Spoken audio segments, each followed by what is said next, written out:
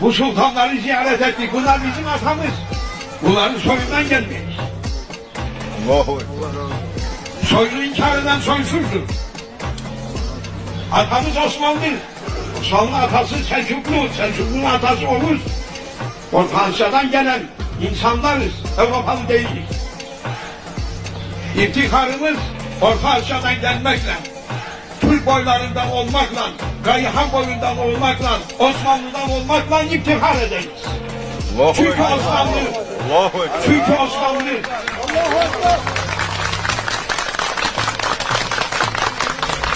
çünkü Osmanlı bir padişah yetiştirdi, bütün dünya cömren muhteşem dedi. Magnificent ne demektir? Muhteşem Süleyman dedirtti.